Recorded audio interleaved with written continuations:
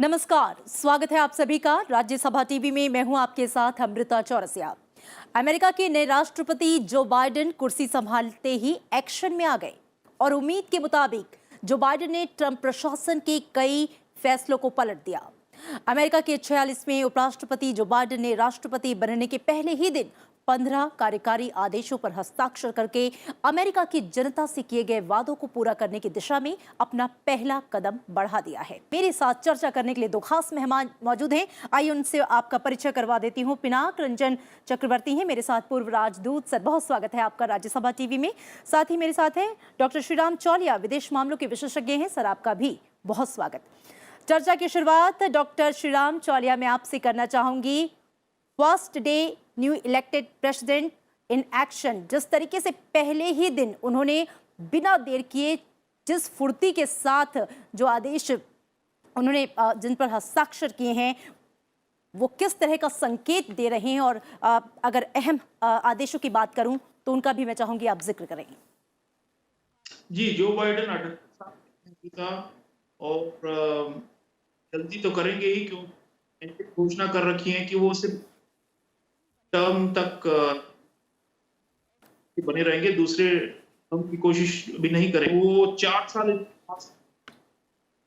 और जिस समस्याएं हैं उन्होंने अपने ये जो उद्घाटन समारोह में कहा भी था, कैस्केडिंग क्राइसिस, मतलब जैसे बाढ़ आ गई है संकट की अमेरिका पर, तो वो समझते हैं कि कोई हनीमून पीरियड भी नहीं है।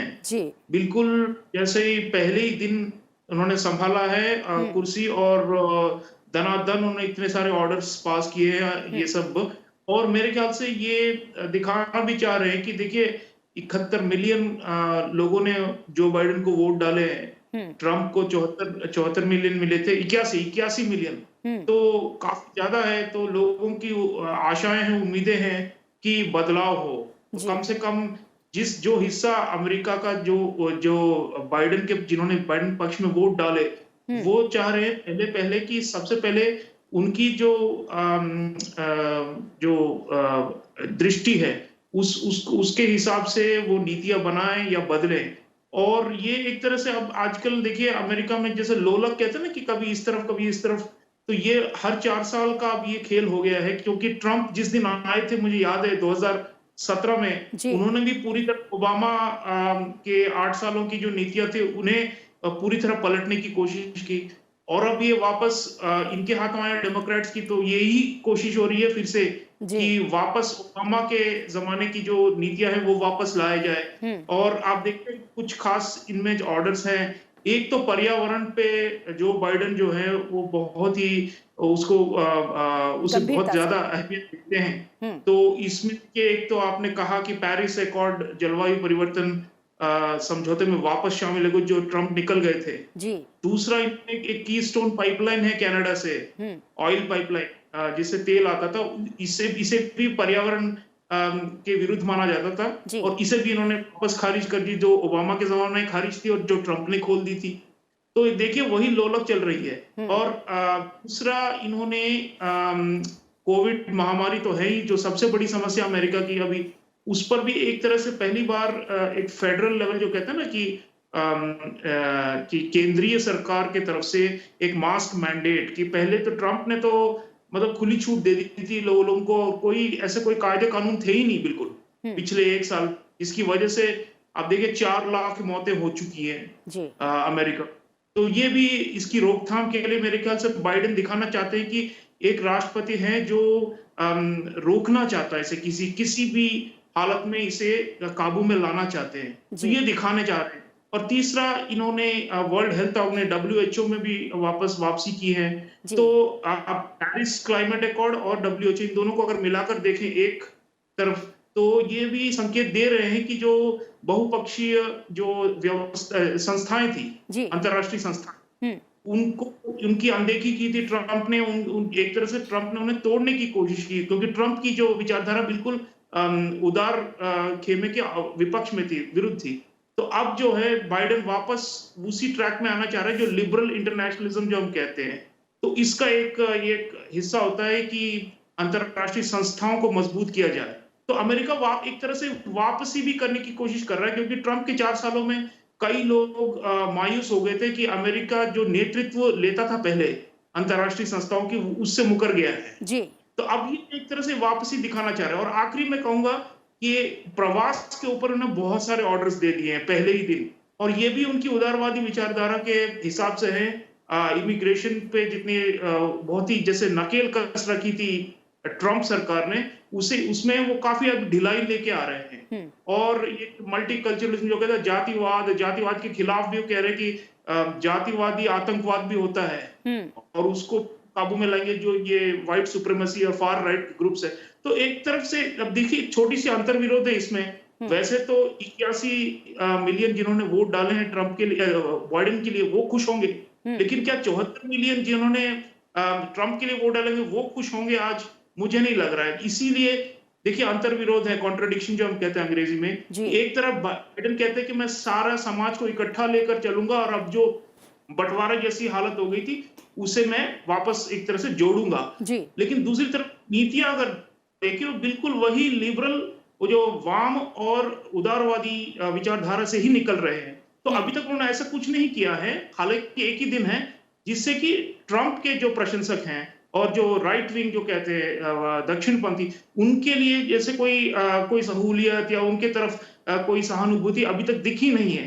तो मेरा डर यही है कि जो अमेरिका के अंदर जो ध्रुवीकरण है, सामाजिक ध्रुवीकरण, जिससे बाइडेन कमजोर राष्ट्रपति बन सकते हैं, उससे अगर आगे इनको बढ़ना है तो मेरे ख्याल से सेंट्रिस्ट जो बीच के मध्यम जगह खड़ा होकर उन्हें नीतियां बनानी होंगी, न केवल वामपंथी की। तो आगे देखें क्या होता है। एक दिन में तो हम कोई जजमेंट नहीं कर सकते, आगे तो 4 साल के लिए, तो देखिए क्या होता है। अशुराम चौलिया, जो बात आपने कही थी कि सामाजिक ध्रुवीकरण को क्या वो तोड़ पाएंगे, ये उनके लिए बड़ी चुनौती होगी, इसको लेकर मैं दोबारा आपके पास आऊंगी कि ये कितनी बड़ी चुनौती है उनके लिए। और अभी तक क्योंकि वो हमेशा यूनाइटेड करने की बात कर रहे हैं, एकीकरण की बात कर रहे हैं, असमानता की खाई को पाटने की बात कर रहे हैं, तो अपने इन लक्ष्यों के साथ क्या वो इस ध्रुवीकरण को तोड़ पाएंगे? देखिए बाइडेन का इरादा तो है कि ध्रुवीकरण तोड़ें और वापस एक राष्ट्र बनाएं, लेकिन ओबामा जब आए थे, मुझे याद है 2008 में 9 में उन्होंने भी यही कहा था कि not red states, not blue states, United states. और तब भी उन्होंने यही कहा था कि हम ना गोरे हैं ना काले हैं, हम सब अमेरिकन हैं। इस तरह की तब भी कोशिश थी, लेकिन उसके बावजूद देखिए हुआ क्या, ओबामा के 8 सालों में ध्रुवीकरण बढ़ता गया और आखिर में इतना ज्यादा इसका जो प्रकोप था वो आखिर वो 2016 के इलेक्शन में हमें देखने को मिला। तो देखिए कांग्रेस है, यूएस कांग्रेस है, जो लेजिस्लेचर है, वहां की संसद है, वहां उस पर भी बहुत कुछ निर्भर है, क्योंकि ध्रुवीकरण वहां से भी काफी निकलती है, न केवल व्हाइट हाउस या विपक्षी नेताओं से। तो उनकी जो आने वाले अभी जो कानून नए बनेंगे, नवी सेनेट और हाउस दोनों में डेमोक्रेट्स की मेजोरिटी है। तो ये पहली बार तो कई सालों में अभी राष्ट्रपति भी डेमोक्रेट्स के हैं और दोनों सदन भी उनके हाथों में है। तो अभी उनके पास नए न्याय बनाने के लिए बहुत रास्ता साफ है। तो इस पर बहुत कुछ निर्भर करेगा अगले 1-2 सालों में, क्योंकि हर 2 साल में अमेरिका में राजनीतिक दबाव दोबारा शुरू हो जाता है, क्योंकि ये congressional elections, mid term elections आ जाते हैं। तो 2022 फिर से हो जाएंगे ये। तो बाइडेन के लिए और इतिहास गवाह है कि जो सत्तारूढ़ राष्ट्रपति हैं उसके खिलाफ ही जाती है, जो हर 2 साल में जब इलेक्शन जाती है पहली बार। तो हो सकता है कि रिपब्लिकन्स वापसी भी करें और दोबारा इन पर दबाव डालें। तो अब और एक तरह से देखा जाए तो 4 साल का मैंने कहा कि एक है उनके लिए एक दंड विराम कह लीजिए कि 4 साल में हो सकता है कि दोबारा रिपब्लिकन्स जीत जाए। तो इसलिए डेमोक्रेट्स उनको कोशिश करनी चाहिए कि बिल्कुल बीच में रहें और कुछ हद तक जो दक्षिणपंथी हैं उनको भी साथ लेकर चले। उनकी जो मांगे हैं, जरूरतें हैं, खासतौर पे व्हाइट वर्किंग क्लास जो हम कहते हैं, जो सफेद जो लेबर क्लास हैं, उनके लिए बहुत बड़ा एक रेस्क्यू पैकेज अब बाइडेन बात कर रहे हैं कि बहुत बड़ी उनके लिए बेल आउट होगा। और इस तरह की अब बेरोजगारी बहुत ज्यादा है और लोग काफी तंगहाल हैं जब से वायरस शुरू हुआ है पिछले 1 साल से। हम्म। और इसी वजह से ट्रंप को भी मात मिली इलेक्शन में। तो बाइडेन समझते हैं कि समाज में बहुत गुस्सा है, बहुत नाराजगी है, एक तरह से लोगों में जो व्यवस्थाएं हैं, ढांचागत व्यवस्थाएं हैं, उनके तरफ प्रति काफी शक भी है। तो बाइडेन चाहेंगे और कमला हैरिस भी एक अफ्रीकी और भारतीय मूल की हैं, हम्म। उपराष्ट्रपति। तो उनको भी मिलाकर वो एक नया चेहरा पेश करना चाह रहे हैं कि वापस वही एक सहनशील अमेरिका वापस आ गया है। हम्म। लेकिन सहनशीलता नीतियों और कानूनों में भी देखना पड़ेगा आगे। जी। चौले साहब, जिन चुनौतियों की बात कर रहे हैं, आप उन चुनौतियों को किस तरीके से परिभाषित करेंगे? क्योंकि बहुत सीधे एकदम नदी की धार को पलट देना और एकदम चीज़ों को बदल देना, और उसको फिर लोगों का जो लोगों का स्वीकार करने की जो वो है, उसे लेकर कितनी चुनौतियां आएंगी बाइडेन प्रशासन के सामने? ये देखिए, असहिष्णुता के विरुद्ध हैं जो बाइडेन कहलाते हैं। तो अगर उन्हें, जैसे मैंने कहा कि उन्हें दूसरे पक्ष के नजरिए से भी देखना चाहिए कि वो किस तरह का समाज, किस तरह का की राजनीति, किस तरह की अर्थनीति की अर्थव्यवस्था चाहते हैं। तो आई थिंक समय लगेगा। मुझे लग रहा है कि पहले पहल तो उनका जो बेस है, जिन्होंने वोट डाले उनको, वो उन्हें खुश करना चाह रहे हैं पहले कुछ दिनों में। लेकिन 100 दिनों का भी उन्होंने एक मील का पत्थर रखा है। अमेरिका में हमेशा ये एक प्रथा रही है कि पहले 100 दिनों में नए राष्ट्रपति ने क्या-क्या उपलब्धियां हासिल की।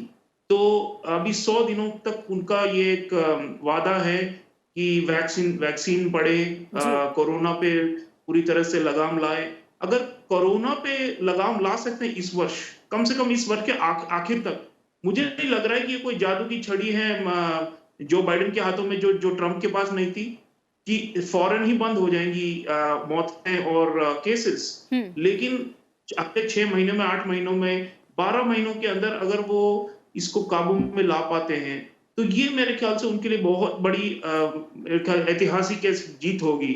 जी। और उससे वो नींव डाल सकते हैं कि जो डेमोक्रेट की जो पार्टी है, वो चाहेंगी कि अगला, जैसे मैंने कहा, 2 सालों में संसदीय चुनाव होंगे, वो जीते और आगे दोबारा व्हाइट हाउस पे उनका राज हो। अब शायद कमला हैरिस निकल के आए आगे, या फिर कोई और नेता आएंगे डेमोक्रेट्स के अंदर से। तो ये जो 4 साल हैं, ये मैं देख रहा हूं कि ये कोई ऐसा नहीं कि कोई जैसे कोई नया युग शुरू हो गया है अमेरिकी इतिहास में, बल्कि एक पुराने युग के अंत के तरफ जा रहे हैं। और नया क्या होने वाला है, इसका कोई किसी को खबर नहीं है, क्योंकि हो सकता है कि रिपब्लिकन पार्टी में भी फूट हो जाए और 2 नहीं 3 पार्टियां निकल कर आए अगली बार।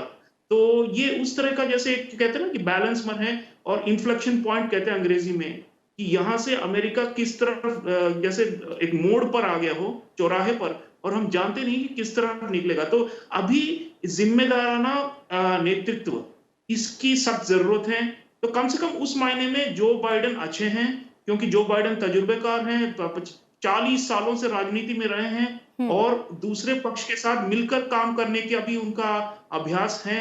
तो यही हम उम्मीद करेंगे, क्योंकि जब तक अमेरिका आंतरिक तौर पर एक एकत्रित ना हो, तो विश्व भर में जो शक्ति, जो उसका जो मुजाहिरा वो सब करते थे पहले, वो नहीं हो पाई। चौले साहब, बाइडेन ने अपने शपथ ग्रहण के बाद जो कहा कि अमेरिका में हर व्यक्ति की आवाज़ सुनी जाएगी, धर्म, जाति, नस्ल, रंग की पहचान को अलग रखकर मैं हर अमेरिकी का राष्ट्रपति बनूंगा। उनका बहुत हद तक फोकस रहा है अपने चुनावी कैंपेन के दौरान भी यूनिटी की बात करने की, सबको एकजुट करने की बात करने की, समानता की बात करने की। कितना ये पॉजिटिव इम्पैक्ट डाल रहा है या डालेगा अमेरिकियों पर, और इसे मूर्त रूप देना भी कितना आसान होगा? जी देखिए, समाज में आपने कहा यूनिटी, इक्वालिटी, ये जो बड़े सिद्धांत हैं, इन्हें लागू करने के लिए तो 4 साल भी कम है, क्योंकि अमेरिका काफी वर्षों से, मैं कहता हूं कि पूंजीवादी संकट से गुजर रहा है। पिछले 15 सालों लगभग, जब से 2008 की इकोनॉमिक क्राइसिस आई थी, तब से वहां से निकल नहीं पाए, किसी ना किसी तरह उसी दलदल में। और अब कोरोना ने जैसे जैसे उसे और भी खराब कर डाला है। तो जरूर इनको, मेरे ख्याल से, ये इस पर गौर देना होगा कि कहाँ से असंतुष्टि है समाज में, हम्म।